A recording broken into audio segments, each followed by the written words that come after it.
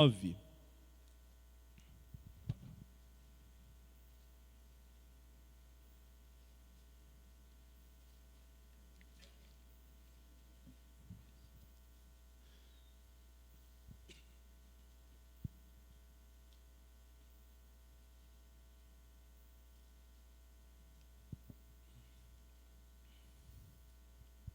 Nós estamos estudando a carta de Paulo aos Coríntios. Domingo passado eu preguei no texto de 1 Coríntios, capítulo 9, do início. É interessante que se fosse eu escolher o texto, jamais pregaria num culto à noite, nos primeiros versículos. Porque normalmente a gente pensa a respeito do estudo bíblico, a gente pensa a respeito de escolher outros textos. E é interessante que quando a gente põe a exposição da palavra de Deus como norte, de fato nós vamos pregar todo o desígnio da palavra de Deus, né? É uma bênção isso, né? Morreu essa semana o pastor John MacArthur, que se tornou uma referência na pregação expositiva por meio de textos sequenciais, livros, cartas, versículo por versículo. Um deles, né? Mais um grande servo de Deus, que foi agora descansar com o Senhor Jesus. E hoje, pela manhã, eu trabalhei um tema que também acho que não trabalharia, né? A respeito da providência. Deus tem o controle e governa os atos dos homens, inclusive os seus pecados. Deus governa, Deus mitiga, ou seja, Deus põe a mão para que não aumente demais. Deus tem o controle de todos os atos dos homens, de modo que nada pode frustrá-lo. Os seus decretos irão se cumprir. Muito interessante aquele versículo, como nós lemos, né? Os irmãos de José intentaram o mal, mas Deus fez daquele plano algo bom e cuidou de José, da sua família e da nação de Israel e das nações vizinhas. Muito bem. E agora 1 Coríntios 9, 16, esse aqui com certeza eu vou pregar. Muitas vezes quando pregar de maneira sem ser sequencial, porque é um texto maravilhoso em termos de exposição. Não que os outros não sejam, são mais difíceis. Mas 1 Coríntios 9, 16 é um deleite. Então, nós vamos falar a respeito desse versículo e entrarmos um pouquinho no versículo 17. 1 Coríntios, capítulo 9, verso 16.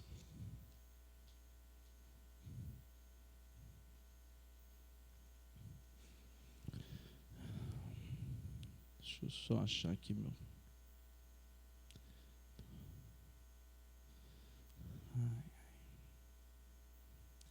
Muito bem. Diz assim a palavra do Senhor. Vamos ler juntos? 9:16. Se anuncio o evangelho, não tenho de me gloriar, pois sobre mim pesa essa obrigação, porque ai de mim se não pregar o evangelho. Senhor, obrigado pela tua santa palavra. Obrigado, Senhor, porque neste culto o Senhor é o centro da nossa adoração. O Senhor é o centro de tudo que fazemos neste culto, que é para a tua honra e tua glória. E nesta hora, Senhor, queremos ser edificados pela tua palavra. Queremos ser fortalecidos, revitalizados, de maneira, Senhor, que saiamos daqui mais e mais apaixonados pela tua pessoa e pela tua palavra. Ó Deus, tenha misericórdia de nós, faz de nós uma igreja comprometida e sensível à tua voz. Faz de nós uma igreja que te agrada, apesar de nós, Senhor, que o Senhor possa nos fazer cada dia mais sensíveis ao Senhor, apaixonados pelo teu nome. Ó Deus, aviva a tua igreja, desperta-nos, ó Deus, pela tua palavra. Abençoe cada irmão e cada irmã que aqui está, que estão em o nome de Jesus. Amém. Muito bem, amados irmãos, nesta noite então nós vamos falar sobre o seguinte tema: ai de mim, se não pregar o evangelho. Ai de mim, se não pregar o evangelho. O apóstolo Paulo apresenta na carta aos Coríntios várias questões que estão acontecendo com a igreja em Corinto. Paulo está preocupada com essa igreja. E no capítulo 9, nós já vimos que ele inclusive disse: eu abro mão, se for a questão do meu sustento um problema, se não for para vocês de maneira alegre, eu abro mão. E eu até prefiro não receber de jeito nenhum, porque eu não quero impedimento para que a pessoa de Cristo seja anunciado nesta igreja. A pessoa de Cristo seja anunciada de maneira poderosa, sem nenhum impedimento. Então Paulo tratou aqui nos primeiros versículos do capítulo 9. Ele disse aquela frase famosa, eu gostei de um pastor que estava comendo um churrasco, né, Ronaldo? E beliscando. Mas o combinado da turma era: não pode beliscar, ninguém pode beliscar churrasco antes da hora. Aí o pastor estava na churrasqueira. Aí ele disse: não amordace a boca do boi enquanto ele esmaga o trigo. Gostei dele, viu? Amados irmãos, Paulo está preocupado e empenhado em pregar o evangelho de Cristo Jesus. Ele não é um mercenário da fé.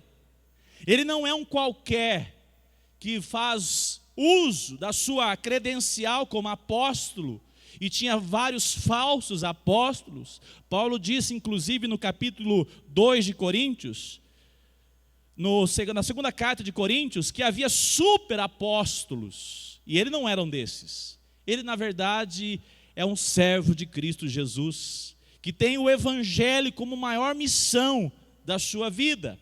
A palavra do Senhor nos mostra, amados irmãos, que Paulo estava de fato compreendendo cada dia o que de fato era a vida cristã.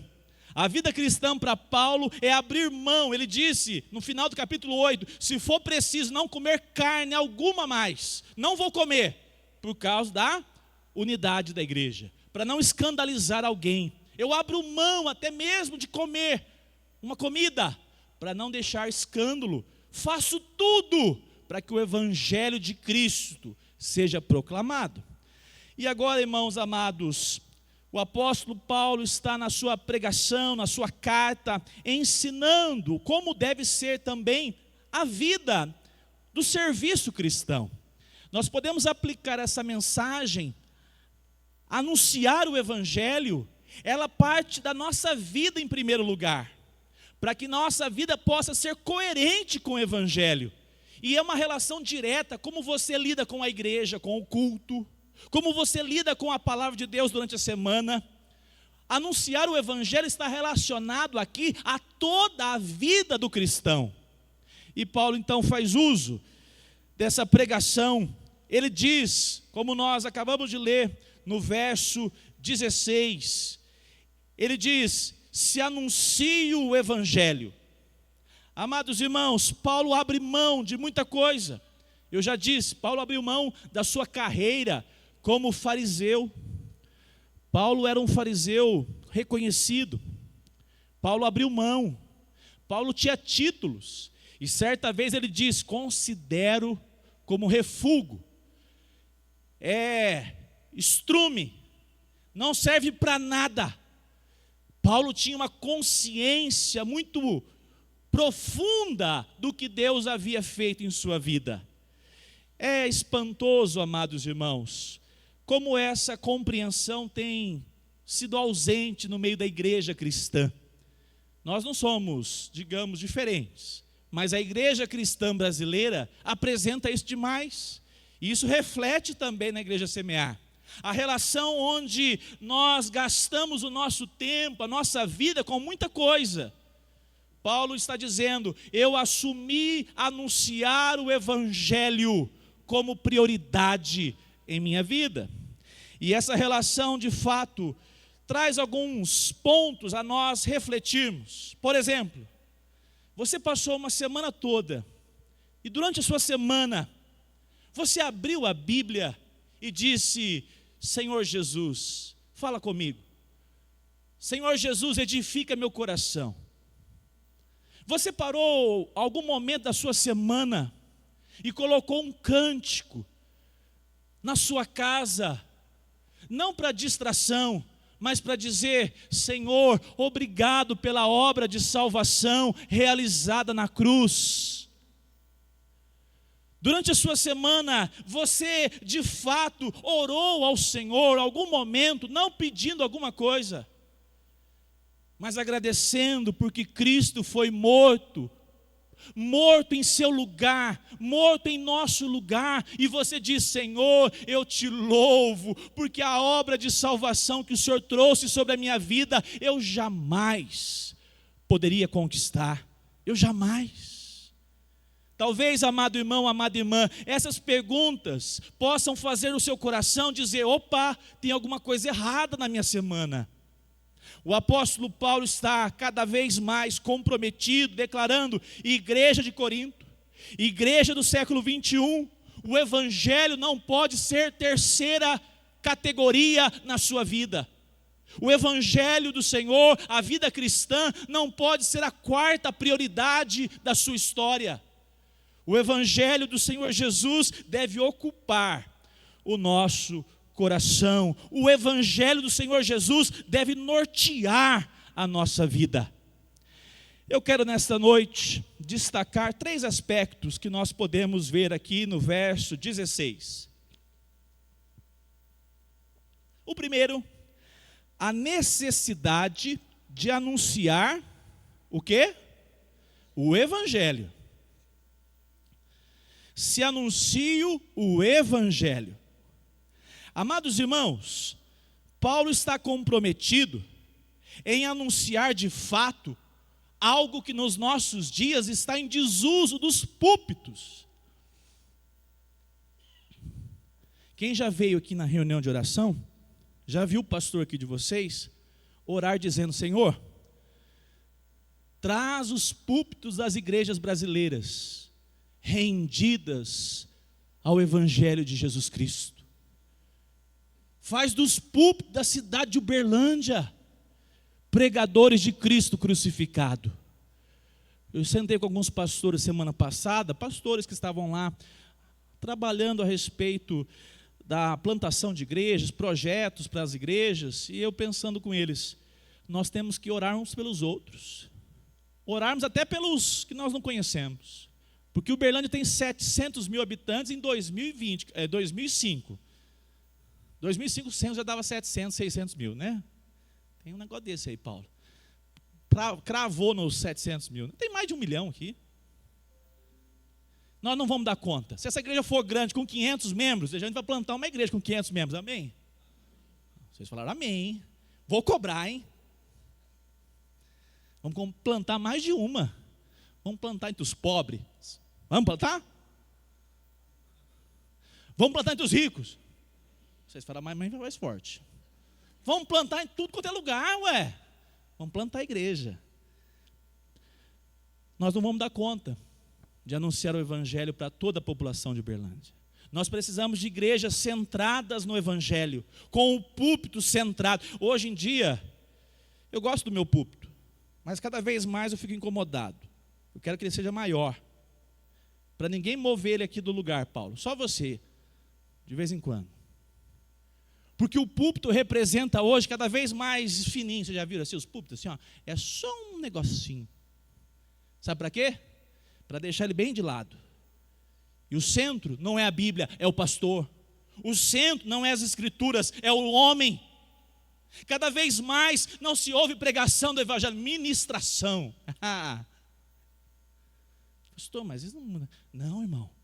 Há uma ideia de ministração, é o homem que está ali ministrando, mas a pregação viva do evangelho não é ouvida. Hoje nós vivemos um tempo onde a relação, ela está aparecendo muito com o que Paulo escreveu a carta aos Gálatas. Eu vou citar, você não precisa abrir a sua Bíblia, só uma projeção para os irmãos acompanharem. Gálatas 1,6, diz assim: estou muito surpreso em ver que vocês estão passando depressa daquele que os chamou na graça de Cristo para outro evangelho.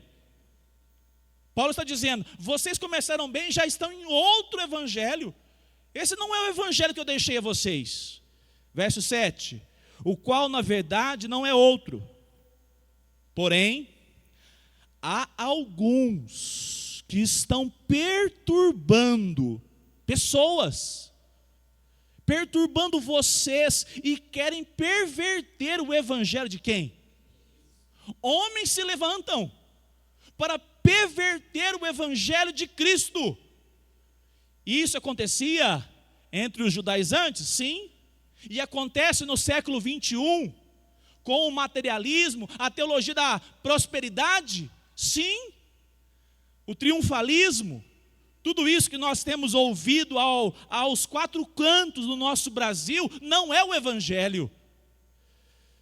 Amados irmãos, nós temos visto, de fato, as pessoas buscarem Deus como um guru. O desejo dele de entrar à porta de uma igreja é: tomara que eu possa ser curado, tomara que eu possa ter minha casa comprada, adquirida, tomara que nessa oração aí, os meus problemas vão embora. A realidade é que essa mensagem de um Deus guru toma conta dos púlpitos nas igrejas poderosas no Brasil.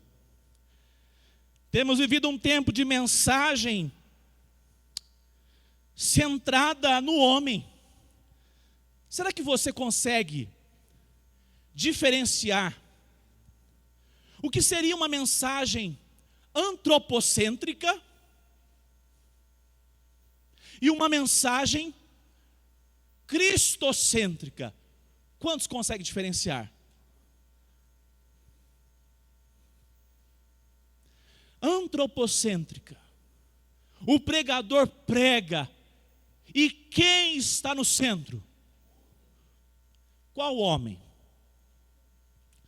Nem sempre o pregador. Neemias foi um homem de Deus? Foi perfeito? Davi foi um homem de Deus? Foi perfeito?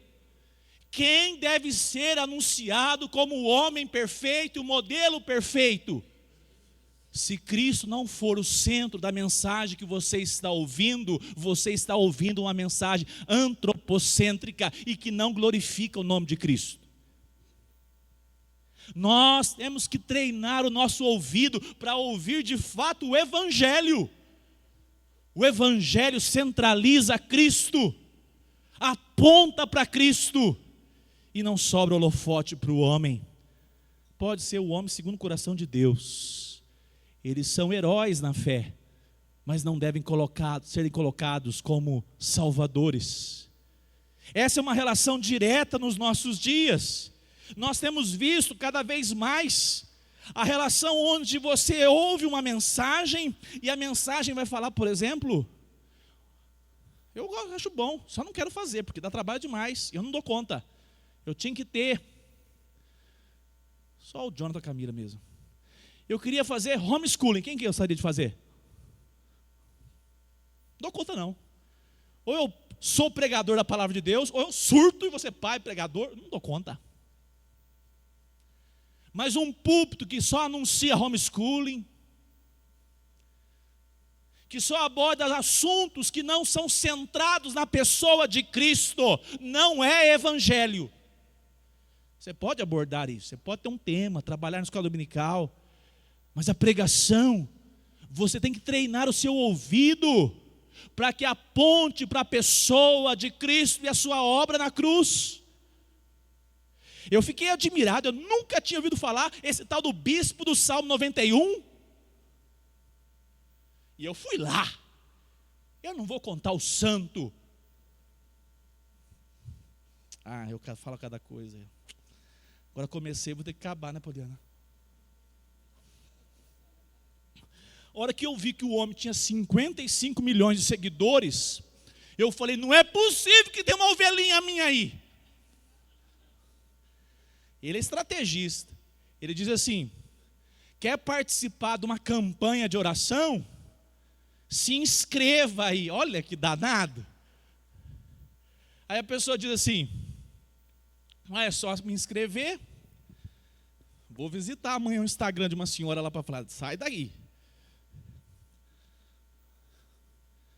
O bispo tem 55 milhões de seguidores.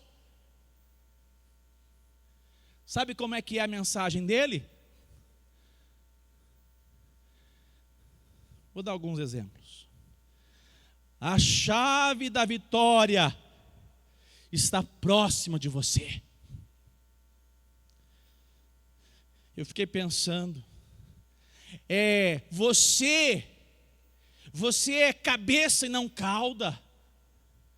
Deus quer cobrir você de não ter nenhum mal, nada mais vai te atingir, ladrão nenhum vai passar na sua porta. A pregação dele consiste literalmente em usar alguns jargões evangélicos, com a teologia da prosperidade, que eu tão bem conheço, de onde o Senhor me resgatou, e a declaração positivista.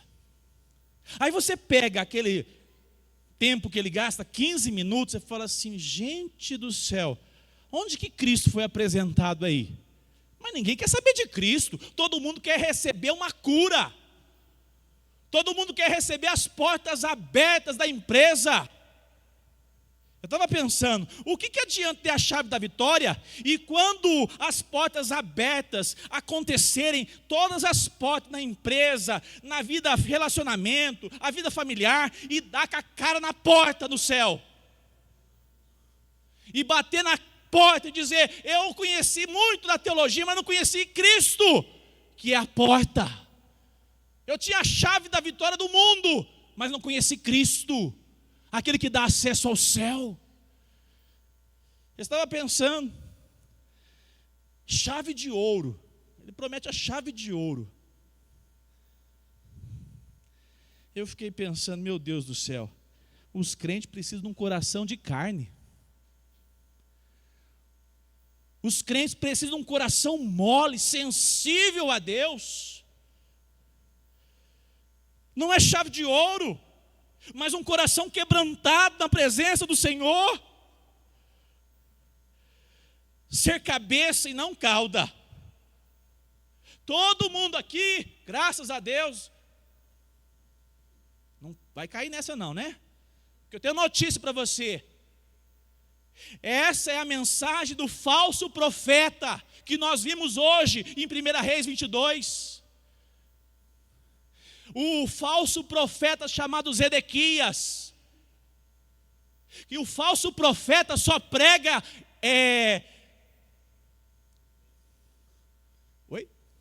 bênçãos. Só prega aquilo que você quer ouvir. E no final ele fala assim, ó, no final do mês tem um carnezinho de R$50. Se você contribuir, fique à vontade. Deus vai abrir as portas quando você faz isso.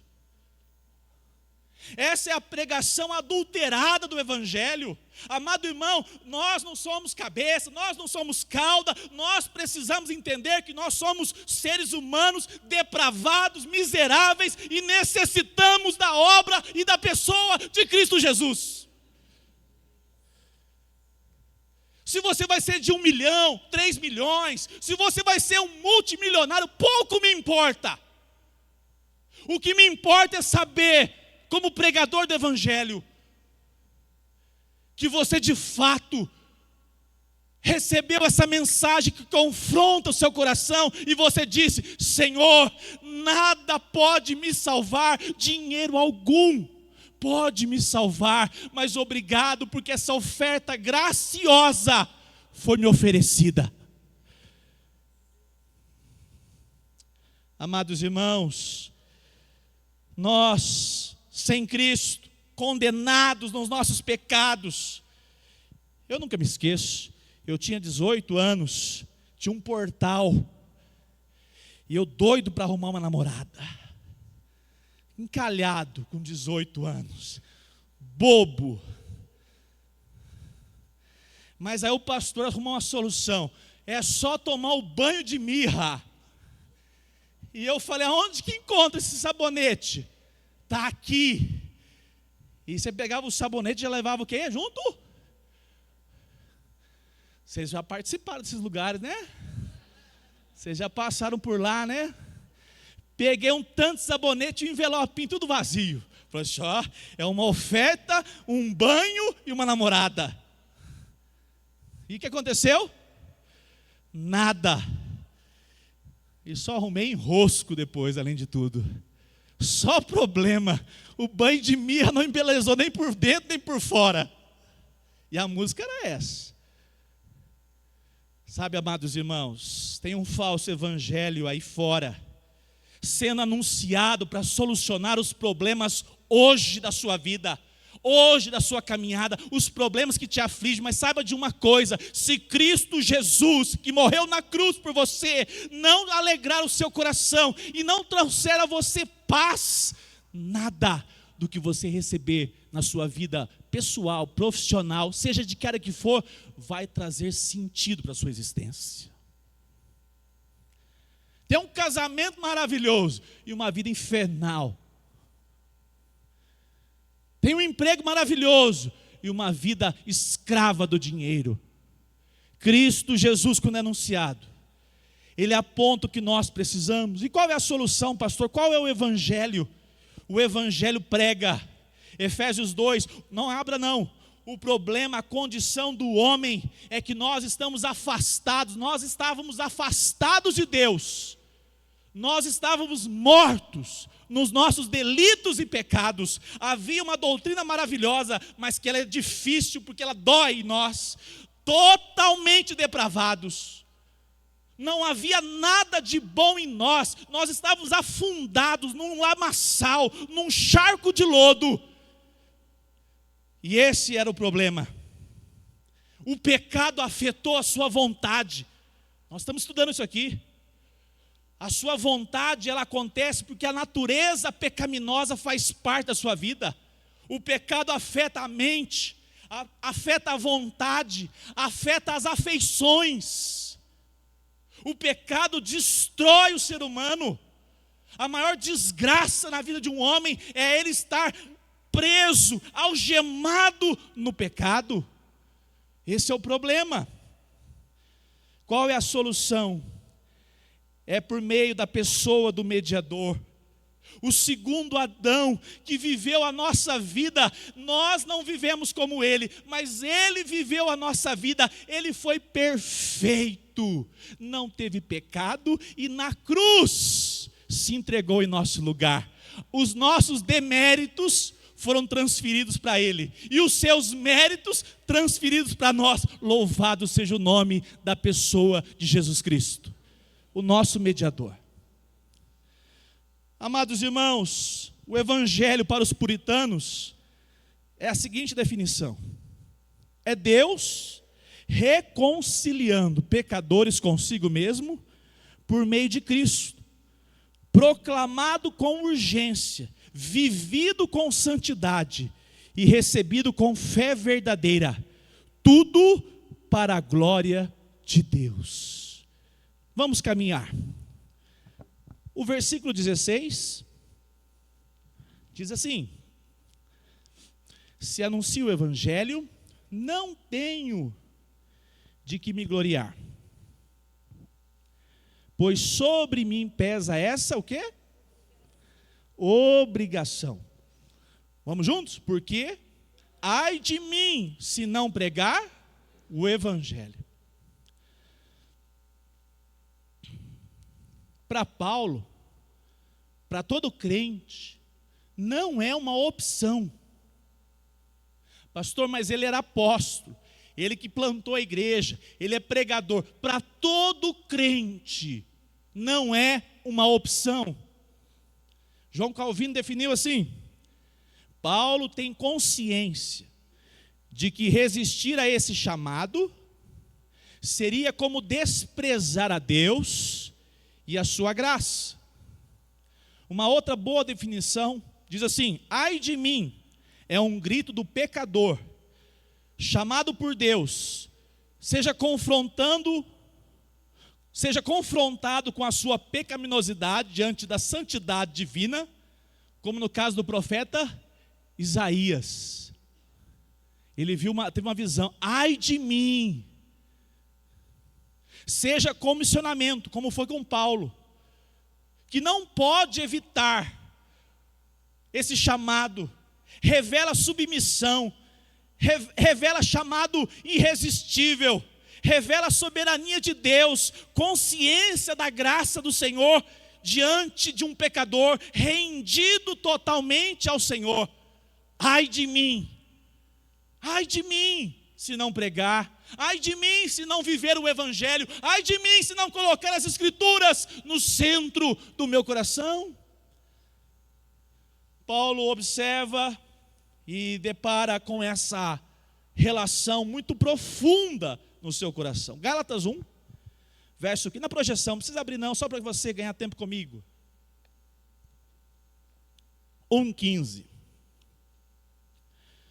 Mas quando Deus me separou antes de o quê? E me chamou pela sua graça, se agradou em revelar seu Filho em mim, para que eu o pregasse entre os gentios. Mas quando Deus me separou antes de eu... Paulo foi separado quando? E quando que ele foi chamado? Adulto. Já depois de ter quebrado a cara muitas vezes. Hoje pela manhã falamos sobre isso. Paulo foi um perseguidor da igreja. Deus utilizou o pecado de Paulo e tinha controle sobre o pecado de Paulo e sobre Paulo. E Deus utilizou disso, Jesus Cristo, para envergonhá-lo e quebrantá-lo. Agora Paulo é adulto. E Paulo diz: ai de mim, porque já sou adulto, já perdi muito tempo. O Senhor me chamou antes de eu nascer, mas hoje eu tenho consciência do chamado do Senhor.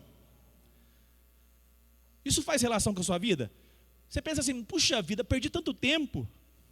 Se você entende isso hoje, é porque de fato você confirma que Deus te chamou lá no ventre da sua mãe.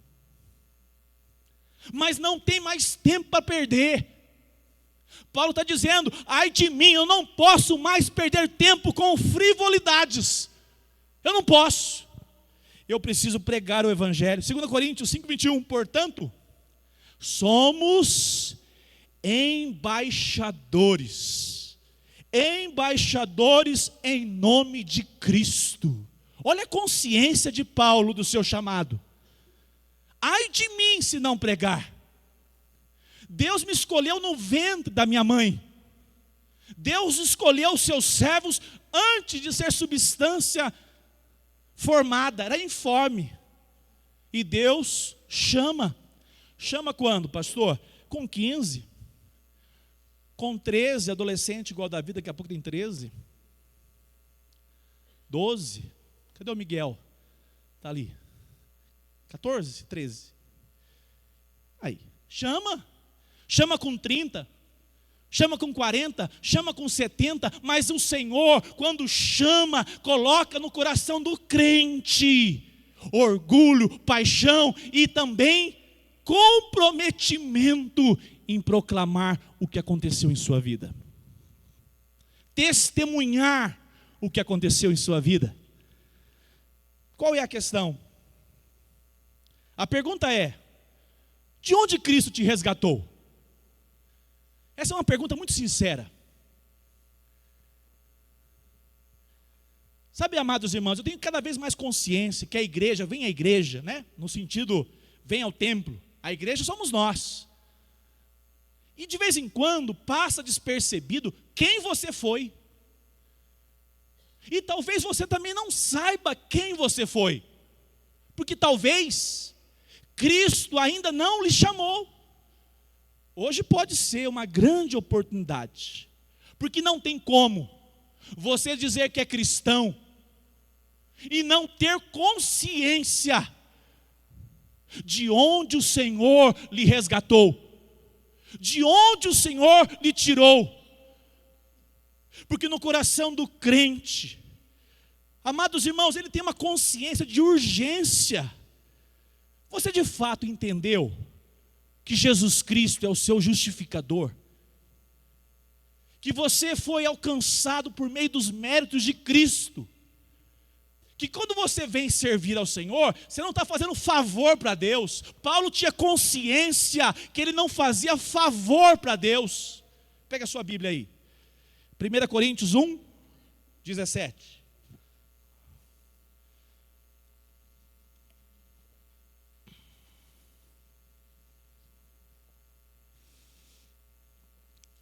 Se o faço de livre vontade, tenho recompensa. Mas, se o faço por obrigação, é porque uma responsabilidade me foi. 1 Coríntios 9, 17. Eu falei 1, né? Então é por isso. Volta lá. 9, 17. Coloca na revista atualizada para mim, Rafa. Ouçam aqui a Nova Almeida atualizada. Se faço de livre vontade, tenho recompensa. Mas se o faço por obrigação, é porque uma responsabilidade me foi confiada. Obrigação. Por quê? A revista atualizada deixa uma palavra aí importantíssima para compreendermos. Se de fato, se faço de livre vontade, tenho galardão. Mas se constrangido, é então a responsabilidade de dispenseiro que me está o quê? Paulo está dizendo o seguinte: se eu faço sem ninguém ter pedido, eu tenho que receber algum retorno. Galardão, a ideia aí é de pagamento. Se eu faço porque eu quis, eu tenho que receber pagamento. Trabalhei e vou receber. Mas se eu faço consciente que eu sou dispenseiro, o que é um dispenseiro? Um escravo. Neemias era o quê? Mordomo do rei, mas era um escravo. Ele tinha que pagar continência para todos os líderes naquele reino persa, né? Dos caldeus, persa. Me confundi agora. E ele tinha que fazer o quê? Ô rei, eu posso sair, eu posso me ausentar? Ele era livre?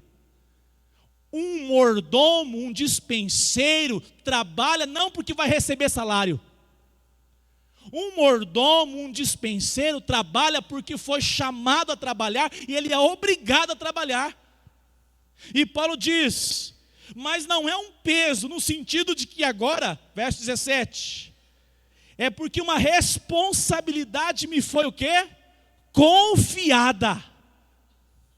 Podia tantos ter esse chamado, mas Paulo diz, eu recebi, o Senhor me confiou essa responsabilidade de pregar, de viver o Evangelho. Amados irmãos, essa é uma questão interessante para nós. Paulo está consciente do seu chamado.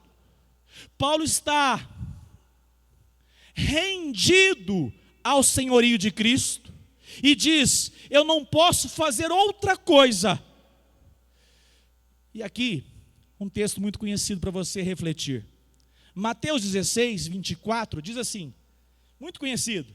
Se alguém quer vir após mim, negue a si mesmo e tome o quê? E depois siga-me.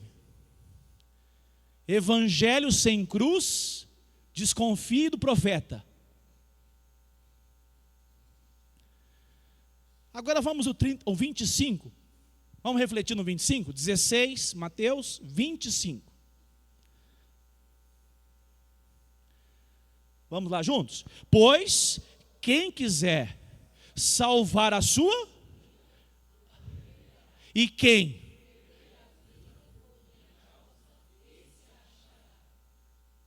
Esse é o Evangelho. Paulo diz: ai de mim se eu viver o evangelho como terceira prioridade na minha vida. Ai de mim se a minha empresa de tendas, né? Ele fazia tendas. Ai de mim se a minha empresa é prioridade na minha vida. Porque eu entendi que para me salvar a minha vida, eu preciso perdê-la. E para que eu possa ganhá-la, eu preciso então me render, me entregar totalmente a Cristo, ao seu reino, à sua obra, à sua igreja. Amado irmão, talvez aqui hoje tenha pessoas que ainda não compreendeu o que é o evangelho do Senhor Jesus. Eu fico pensando às vezes que é porque há uma difamação do evangelho. O evangelho é crê no Senhor Jesus de todo o coração e confesse com a sua boca, salvo, sentado e satisfeito. O problema é que pode acordar lá no lugar de choro e sofrimento. Porque o evangelho não é uma confissão de boca apenas. O evangelho do Senhor Jesus é assumirmos a causa de Jesus em tudo que fazemos. John MacArthur morreu essa semana e ele teve um livro extraordinário que ele combatia uma heresia. Qual heresia? Se propagou aí entre as igrejas batistas, arminianas aí, que era: você pode ter Jesus como seu Salvador, sem Ele ser o seu Senhor. Heresia! Tem muita gente que confessou Jesus Cristo e nunca de fato assumiu Cristo Jesus na sua história, por causa de uma falsa informação. John MacArthur diz: não pode haver diferença. Qualquer pessoa que é salva por Cristo, se rende a Cristo, se apaixona por Cristo, serve a Cristo. Se isso não acontece na sua vida, amado irmão, alguma coisa está errada. Se Jesus Cristo é Senhor da sua vida, você não está fazendo favor para Deus em vir à igreja. Vou dar uma chance lá para a igreja. Vou lá mais um pouco. Não resolveu ainda, mas vou lá um pouco mais. O evangelho é um convite para que você se arrependa diante das suas mazelas e creia nesse Cristo que você não tem noção o quanto Ele te ama, de maneira que se entregou pendurado no madeiro. O que nós fazemos para Deus, como Paulo diz, me pesa por obrigação. Obrigação porque eu sei que o Senhor me alcançou, eu sei que o Senhor me libertou. Marcos 16 diz assim: Jesus, talvez, se vocês quiserem, anuncie, pregue o evangelho. Amém? Anátema. Qual é a palavra? Vocês parecem que não conhecem a passagem. Faça o quê? Só você conhece, Magno. Vamos lá, por favor. Ide pregai o evangelho. Vão e preguem o evangelho. Pregue o evangelho com a vida de vocês. Pregue o evangelho porque você é um ser integral. Aquela bobagem. Se preciso, use palavras. Que coisa mais idiota. Qualquer pessoa que te acha interessante, acha uma pessoa inteligente, acha você uma amizade verdadeira, quer te ouvir. Você pode ganhar a atenção dela pelo seu comportamento, pelo seu testemunho, mas você precisa falar de Jesus Cristo. E nós pregamos com a nossa vida, nós pregamos com a nossa fala, nós não precisamos do púlpito apenas, nós pregamos porque nós fomos enviados a pregar. O seu comportamento, aonde você estiver, estava falando aqui com os irmãos da membresia, Nova Família, acho que foi o Roger que viu um comentário da Genebra. Nós damos testemunho de Cristo até vindo à igreja, na vida do descrente.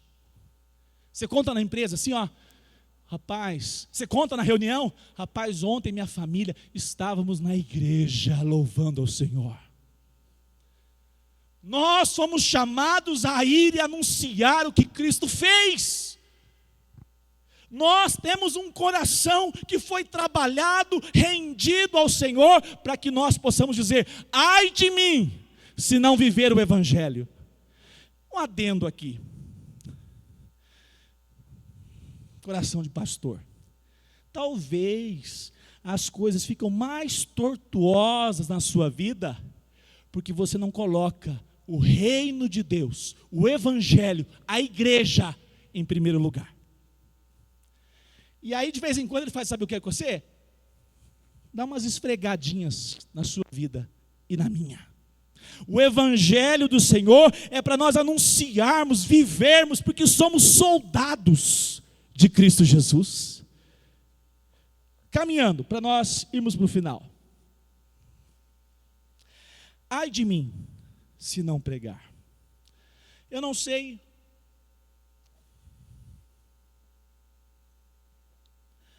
como você tem vivido o Evangelho. Eu elementei aqui 3 pontos. Crentes que colocam Cristo em segundo plano. A igreja é um programa. Se der, eu vou. Se não der, tudo bem. Não tem prazer em ouvir da palavra de Deus.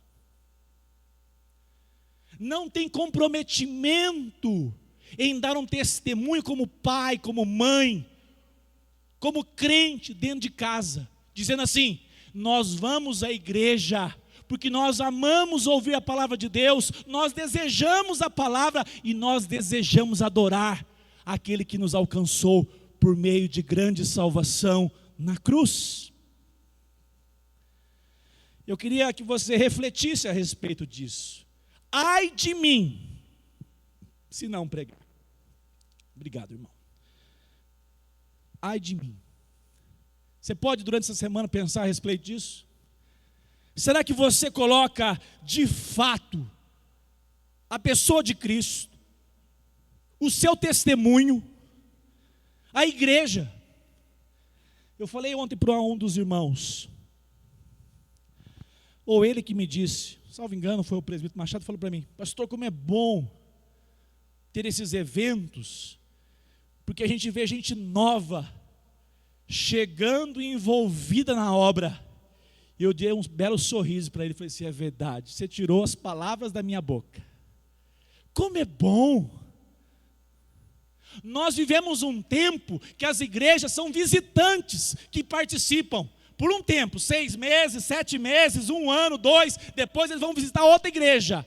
Não assumem compromisso com Cristo, não assumem compromisso com a igreja local. A igreja local é reflexo de como você está lidando com o Evangelho de Cristo Jesus. Eu perguntei para o Paulo, eu nem justifiquei. Eu estou com uma bênção desse tamanho aqui assim, ó. Ela corre agora para chuchu. E chora de vez em quando e deixa a gente envergonhada, Miriam. Fui embora, 5h30 fui embora. Eu fico assim, corar de vergonha. O Ronaldo, eu gosto de ser igual você. Por dentro eu estou assim, que miséria, 5h30 estou indo embora. A hora que bateu 7 horas no celular e viu o alarme, corri lá para ver quem que era. Eu falei: tem 3 para me acertar o nome. Aí eu perguntei: Paulinho, amado presbítero, quem estava com você para fechar a igreja às 7 da noite, após ter chegado aqui a 1h30? Aí ele disse: ô pastor, Graças a Deus. Tinha uma turma nova aí, família Gomes, e os outros irmãos, e nós demos uma geral e fechamos. Sabe o que eu falei? Louvado seja Deus, hein, Paulo? Porque a igreja é um povo que ama Jesus Cristo e sua obra. Parece bobo, né? Ah, mas tem um trabalho na igreja. Está lá. Eu não posso ir, cadê o Marquinhos? Está viajando, coitado. Ore pelo Marquinhos. Se tem alguém que dói de não estar aqui, é o Marquinhos. Tentando trabalhar, vender. Deus sustente esse servo do Senhor. Porque sabe, amado irmão, você não foi chamado para ser um indiferente. Tem trabalho das mulheres? Não conheço. Trabalho das crianças? Não conheço. Trabalho dos homens? Não conheço. Sabe por quê? Falta em você a alegria de pertencer a Cristo e ao corpo de Cristo. Viva de fato o Evangelho, amando a igreja que o Senhor te colocou. É por isso que eu estou feliz, viu? Estou pregando aqui, mas estou feliz. Teve umas baixas na escola dominical hoje, né? Mas quem não tem depois de uma EBF dessa, né? Domingo que vem, né, Tiago? A turma vem, não vem? Amém, irmão? Colocam as coisas desta vida em primeiro lugar.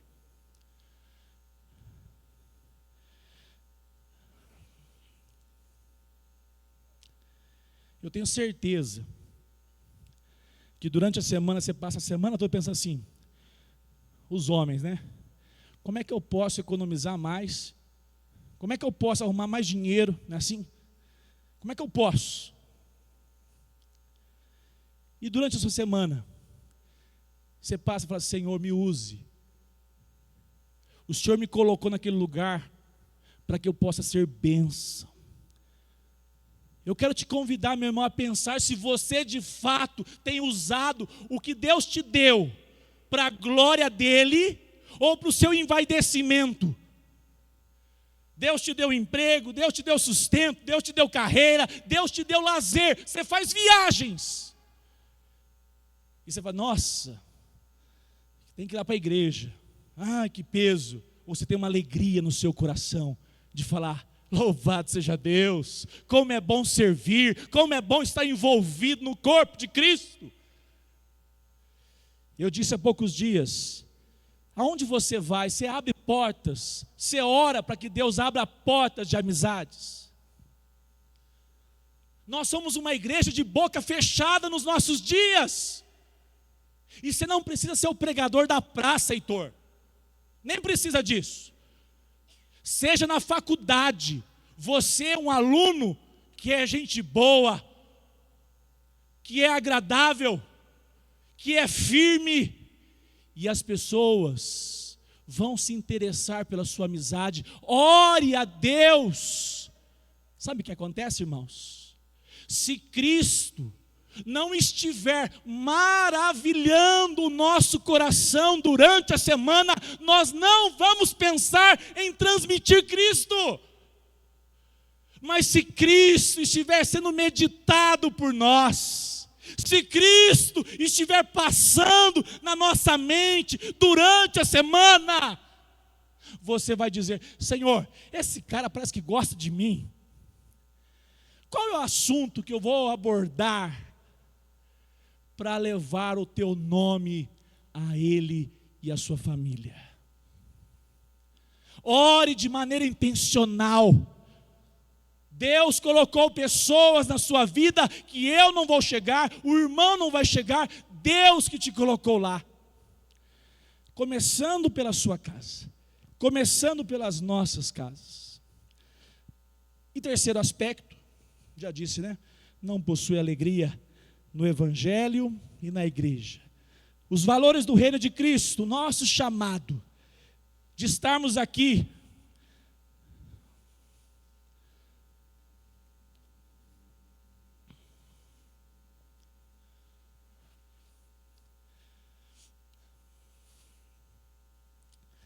Mexe com você? Você conhece a Sueli? diagnóstico não é bom, não.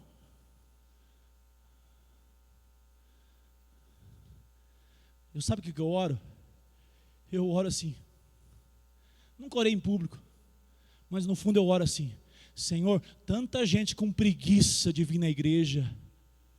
Eu não quero perder essa ovelha de vir à igreja espontaneamente, com liberdade.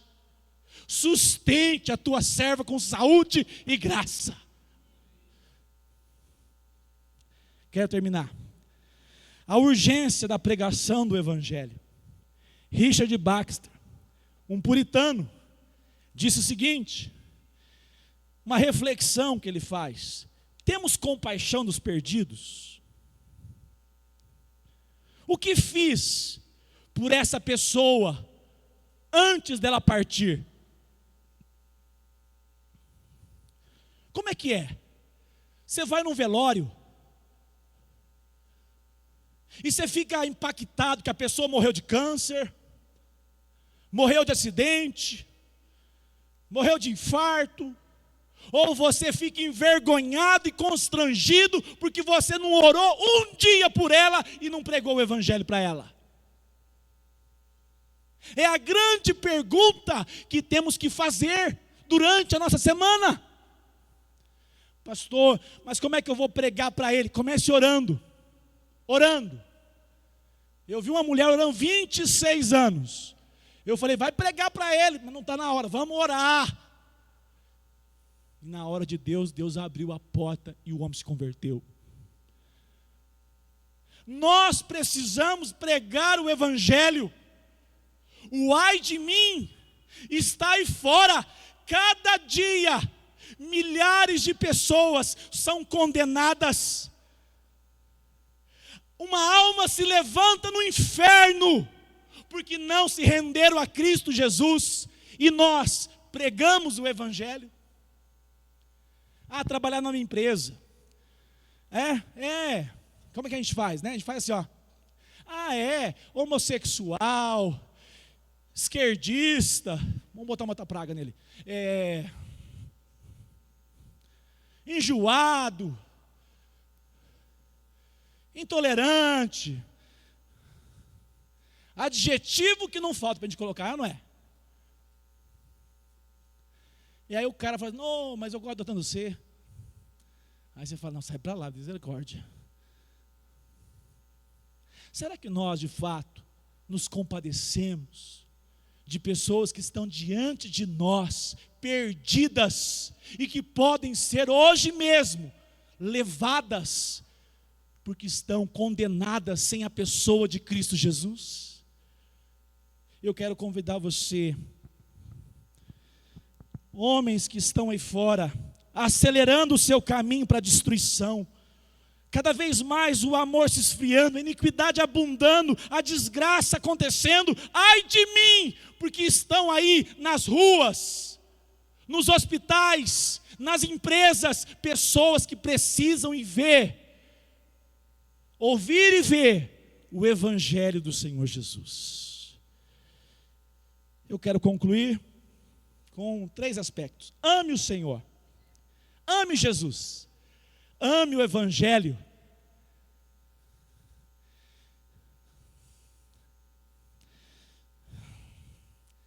Faz uma sintonia fina no seu YouTube.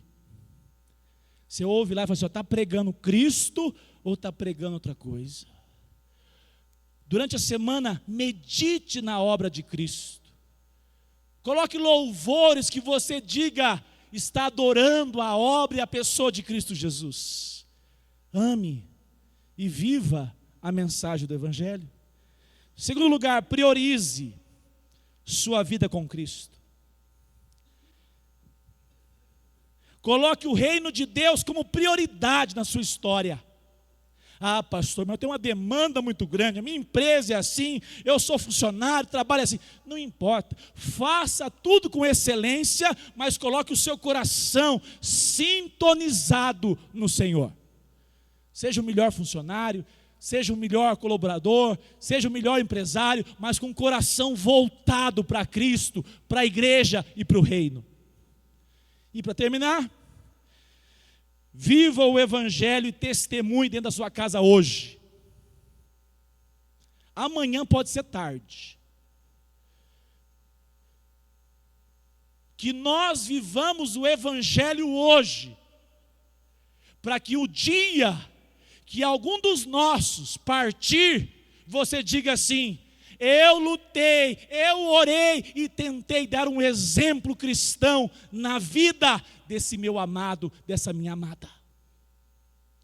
Triste coisa, é um mau testemunho, é uma falta de Cristo, por causa da negligência, por causa da ausência de um testemunho coerente com o Evangelho. Nós vamos orar. Convido você a ficar de pé.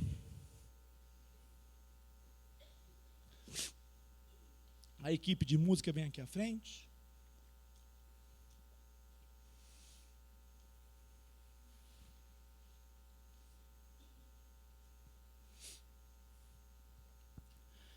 Como é que você está?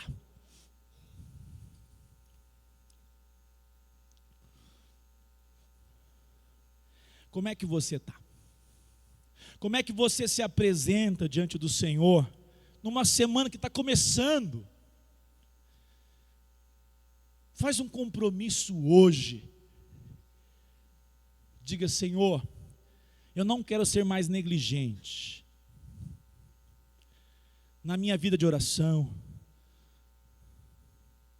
em ouvir o Evangelho e se maravilhar da beleza da tua obra durante a minha semana. Quem tem um devocionário aqui? Eu tenho do Charles Spurgeon. Estou lendo pela 4ª vez. Até hoje eu fico maravilhado com as devocionais, até repetida de vez em quando. Você tem um momento a sós com o Senhor,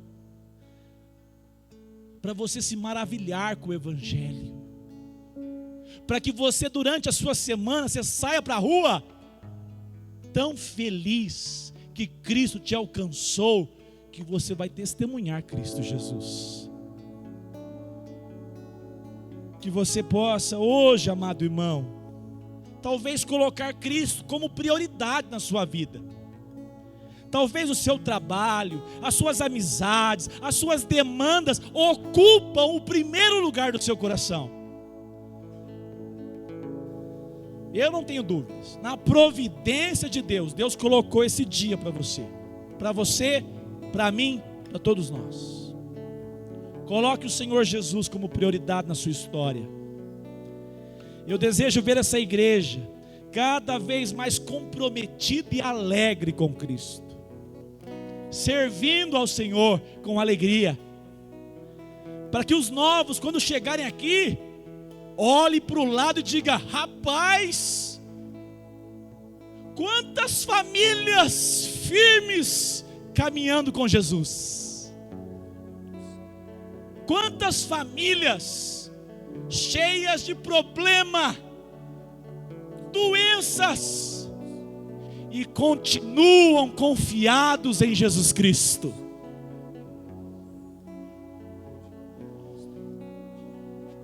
Vamos cantar? Jesus, que doce nome. Vamos cantar ao Senhor com alegria por Ele ter nos alcançado. E que nessa noite seja uma noite especial, para que o seu coração seja renovado, quebrantado, para que nós sejamos instrumentos de bênção nesse mundo aí fora. Vai começar amanhã a evangelização de Uberlândia. Cada lugar diferente aqui, ó.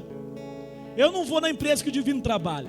Eu não vou lá no Martins. Eu não vou. Aonde eu vou? Que nós levemos o nome de Cristo.